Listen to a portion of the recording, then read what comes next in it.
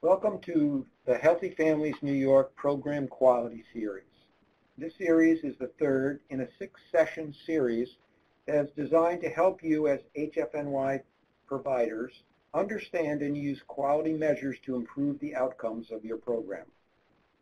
Through this series, you will learn where specific data are gathered and why, and you will also learn how tools in the MIS can be used to improve the quality of your program's performance. I'm John Heck. And I'm Corinne Noble. We'll be your guides through this material.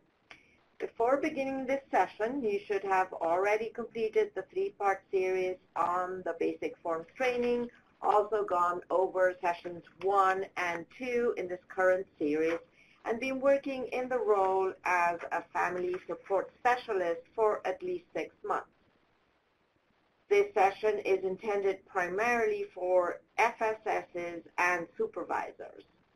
As mentioned in the previous session, you're able to view this webinar at your own pace, stop when you want to, and replay areas you might want to hear again.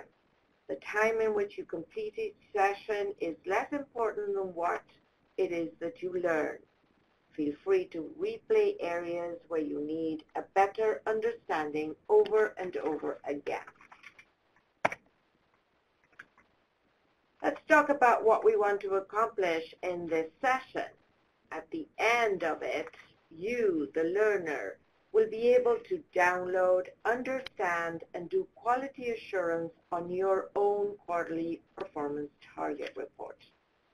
Use the information you learned in sessions 1 and 2 to inform that review that you will be performing.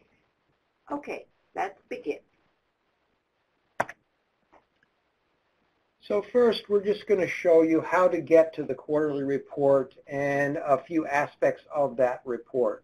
After we do that, then we will be demonstrating through the live data, essentially, how this all happens. So first, if you have any problems figuring out how to do any of this, you'll notice that you have this phone call and this support or submitting a ticket that will help you. In order to run the quarterly report that we're going to talk about, you would first click on the menu option Report Catalog, and we will go to the report catalog. Also note that where the star is here, you have several different options of other webinars and things that you can look at in order to help you understand how the MIS works. These webinars that we are doing now will be linked to YouTube videos that you can view at any time in the future. So once you click on the report catalog, you'll come to this screen, and first the reports are divided into categories, and one of them is quarterly, where we have the number 1 here. And if you click on that, then these quarterlies come up. You'll notice they all say quarterly. In order to run the report, you would have to click right on the report you want, and in this case, we're doing quarterly performance targets. And once you click on that, your report criteria will come up over on the left-hand side of your screen. You'll notice that this is defaulted right now to the 4th quarter, and it's several years ago because this is the data we'll be using for our demonstration is not real data. We've made it up, so it's a little old. And then in order to display only your families that are on your caseload, you will choose the FSW option here, and then whoever you are. You don't have to worry about this include closed cases here. And then down below, you'll see this right now is set to just do a summary of your caseload. We will be demonstrating how to use these additional reports down here, which are used for QA. Once you've got everything set, then you simply click the Run Report button up there in the upper left-hand corner. When the report opens, you will notice that it has your name and the program's name in the title. The report has been prepared exclusively for you, data pulled from your cases. So the dates will be the ones that were selected previously. Notice that all of the performance target options are checked in order to get a complete view of your cases. So that's, as I was saying in the previous slide, the not meeting target, the invalid, and the missing are the QA reports that we will concentrate on this, and they need to be checked in order for them to print. Mm-hmm. The report will have several pages. In this case, it has 16. It will list all 21 performance targets and look into all of your cases and give you the percentage and number of cases in your caseload that meet each performance target. The best way to go through the report is by creating a PDF version of it. And to do that, you can go to the top right corner and click on the button, and it will give you the chance of downloading a PDF and open it, and that would make it easier to scroll over and read. And this works, this button with the little diskette on it works on any report you'd run in the MIS, so you can get a PDF of everything, not just this report. Mm-hmm. Okay, now we look at the columns in the report. We see we have 5 columns. The first one will give you the performance target and the cohort it's looking at. So you see there, HD1, immunizations at 1 year. It gives you at least 90% of target children will be up to date on immunizations as of the baby's first birthday. So the cohort is all target children 1 to 1.5 years of age. The second column will show you the percentage that meet the target. Here we see 100%. And the next column will list the number of the cases that meet that performance target. The valid cases column will be all the cases for this cohort that have valid data in it. This is the group that will be measured. And in this case, they match because all of the cases in the cohort have valid data. Later, we will show you examples of columns not matching, or where the total cases do not have valid cases. So you see the discrepancy. So basically, what total cases are essentially who's in the cohort. Mm-hmm. As a very simplistic way of looking at this. Okay. Then there are other symbols that appear on this quarterly performance target report. The meaning of these symbols are identified for you and described in the footer of the report.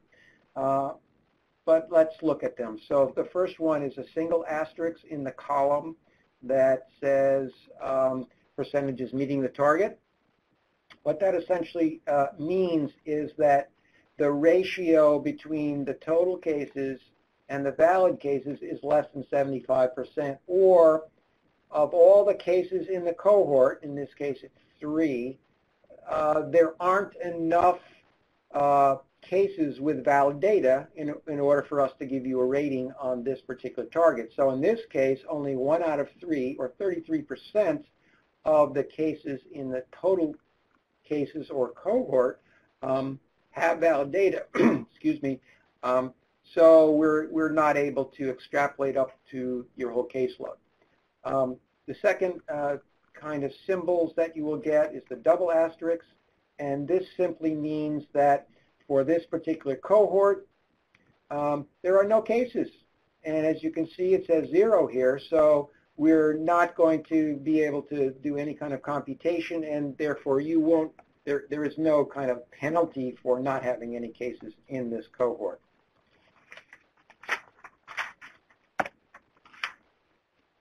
So, as we mentioned earlier, the report will only look at cases that have data. In this example, only 2 out of the 6 total cases in this cohort meet the target. And there are 4 cases that do not meet the target. So later, scrolling down the report, you will get to the cases not meeting page, and there you'll be able to see you know, an example of which are the cases that are not meeting, which are those 4 cases not meeting, and the reason for them not meeting. And we'll give you an example of these later on. But that was something that we wanted to show. So we also have invalid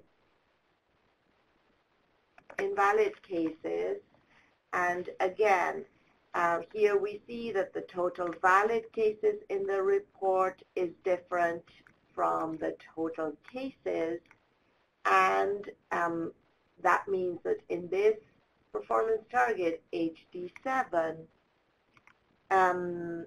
there is 1 case that is invalid, and we can look at it down in the invalid and missing cases page and take a look at why it is that it is invalid.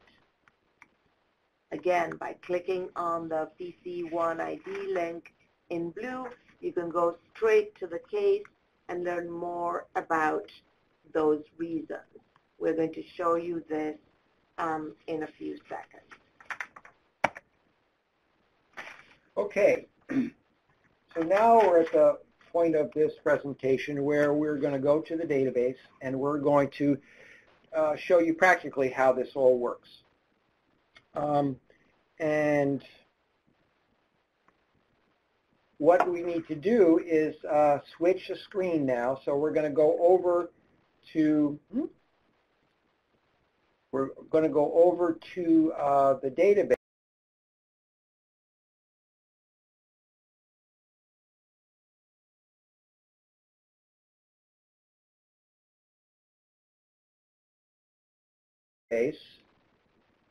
And we're going to be going back and forth between this PowerPoint and the database, and you might see a screen that comes up that says not sharing. Don't worry about that. That's just part of the way this program works, and don't feel like, you know, it's not working, because that will happen a couple times. We'll still be here. I'll keep chortling on here. All right, so I'm going to log in. You'll notice this is our test site, so it'll look a little bit different to what you see. Maybe, yeah. So again, don't worry about this screen. Okay, so now we're into the MIS, and we're going to print the quarterly report for one of the workers. So as we said in the previous slides, we're going to click on Report Catalog, and then we're going to click on the type of report we want, which is quarterly, and the quarterly specifically we want is the performance targets. And again, this may look familiar to you because this is kind of where we were before. So we've got our quarter. Now, however, we've got to click our little radio button and find, and we're going to use Joan as an example. And as we said, these need to be clicked in order for us to do our QA. You don't need to click the include closed cases. And you don't have to worry about sites or case filters. So now, simply with all of our criteria set the way we want, we can run the report. And so here's the report. Here's Joan up here. Here's our site. And we have our 13 pages that include the summary as well as all of these QA reports. Now, in order to make a PDF of this, as we had mentioned, you simply click on this button. And I'm in Chrome, and what happens is down below here, you get this little indication that the report is done, and here it is in PDF format. I also want to point out that when you create a PDF and you get to these QA kinds of reports at the end, you have these links in here. As you'll notice, the little hand comes up. These links will not work because you're not inside the application. What you would need to do if you wanted to use this method is to highlight the PC1 ID and copy it, and then go into the MIS, and you would go up to search cases and find the one you want. But for the purposes of this demonstration, we're going to stay right in this report and show you what's going on. So what we're going to do first is we're going to find one that is meeting the target. Okay. So we can go to HD8. Okay, so first of all, we're going to use these little binoculars here, and we're going to look for HD8. And HD8 has to do with the medical provider that the primary caretaker 1 has a medical provider, all right? And so now we're going to switch back to the PowerPoint. I should be making those noises. And good, right? Yeah, good. And so here's HD8, and to meet the target for HD8, we're going to have to look for the appropriate form, and in this case, because the child is 1 year old, we're going to look for the 1 year follow-up, and specifically we're going to look for PC18. So what we're going to do is go back over to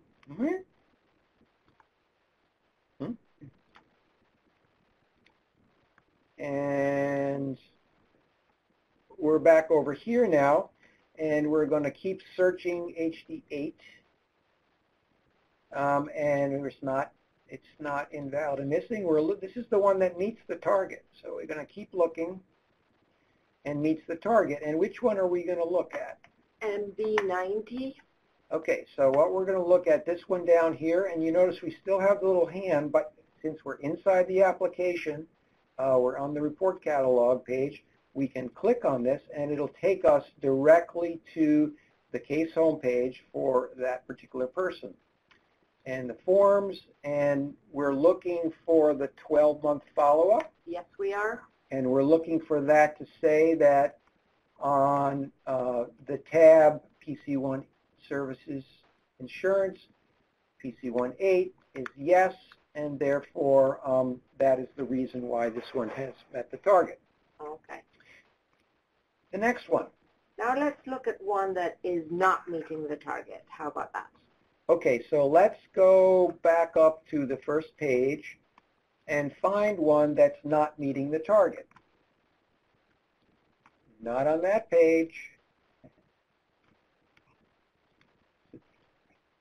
Okay, so here's one where there's 5 cases, and this is for the breastfeeding one, and they're not meeting the target. So let's go find PCI1.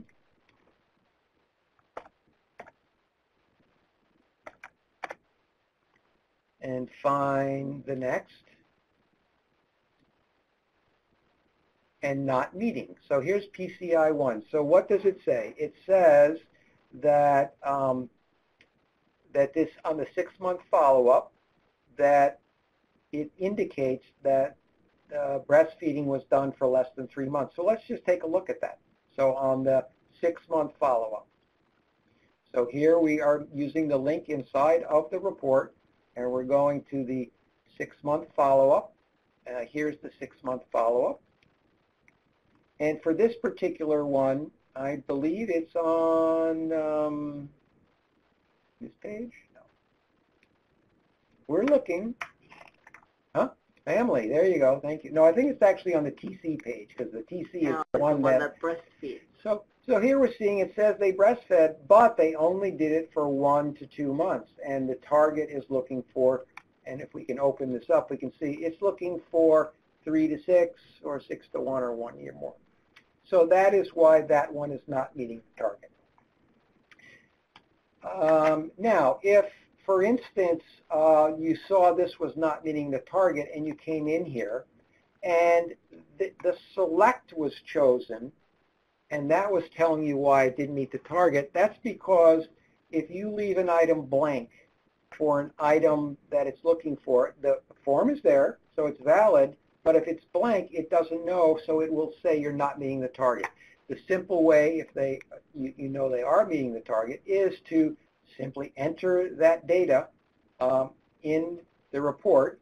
And in this case, let's switch this to this one. And we'll save this and submit it. That's because you're a supervisor. That's because I'm a supervisor. Now, if I go back here, and so let's look at PCI 1 again. Remember what it was? PCI 1, find it for you, was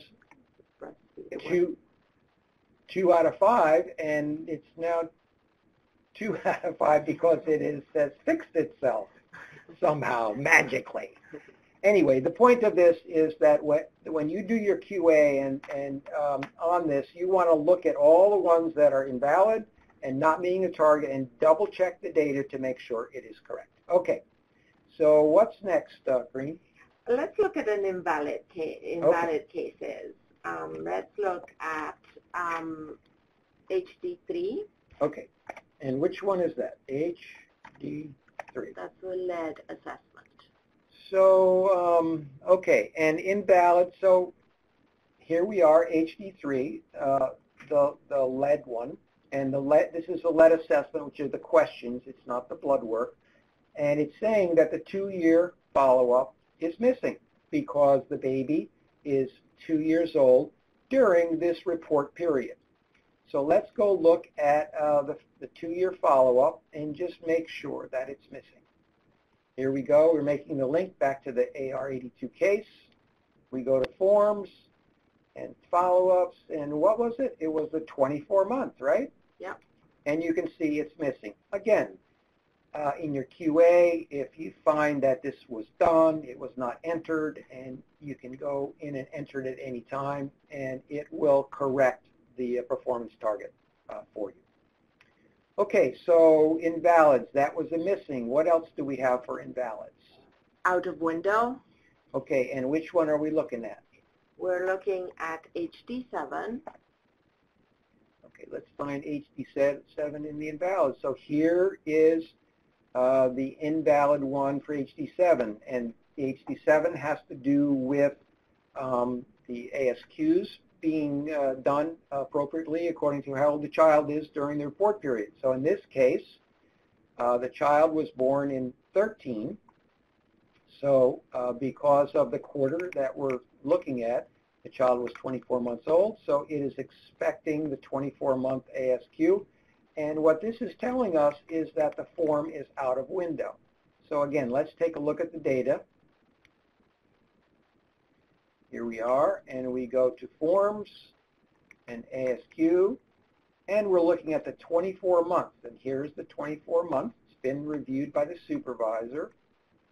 And if we look at it, we'll notice that it says it's out of the window. And why is it out of the window? Well, since the baby was born in 5/29/13, the 24-month ASQ would be due 5/29/15. This one, however, was completed on 7/1, which is more than 30 days after the due date.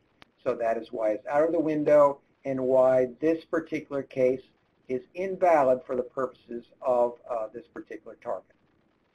Okay, Corrine, what else do we have? We have an example of not reviewed by supervisor. And which performance target? HD8. HD8 again. Okay, so, and we'll look at this SK one? Yes. Okay, so as you can see, it's not reviewed by supervisor, and so let's go take a look and see what's going on with that one. And we're going to forms and follow-up. And you can see right from here, since this little number in the parenthesis means there's just one follow-up form, and the little X says that it's not reviewed. And you can go in here and also confirm that. Now, this is something that's easily remedied, so you will get credit for your family meeting this target if that's the case, where you would just have remind your supervisor that this particular form has not been reviewed and you're not able to get credit for it on the. And as I'm logged in as a supervisor, I theoretically could submit and approve this right now. So that's it. So basically, you want to run these reports. How often do you think? We usually say once a month. That's good practice, because as you mentioned, this gives you the opportunity of seeing what is missing, what could have happened. Like it could be that you forgot to enter it into MIS, that your supervisor has a backlog and hasn't had a chance of approving stuff. So it is good practice to look at it at least once a month. And the reason you're doing it once a month, even though the report is not submitted but quarterly, but this gives you opportunity to really look at it and understand it, and to really get a knowledge around what performance targets you're working with and how the data works. So practicing it every month is like stitching time saves time. Yeah. Okay, so let's go back, and I hope this was helpful. And again, if you have any questions, you can always go to the phone call us at the center, or you can submit your support ticket on the MIS homepage. I hope this was helpful, and we see you in the next session. Thank you. Thank you.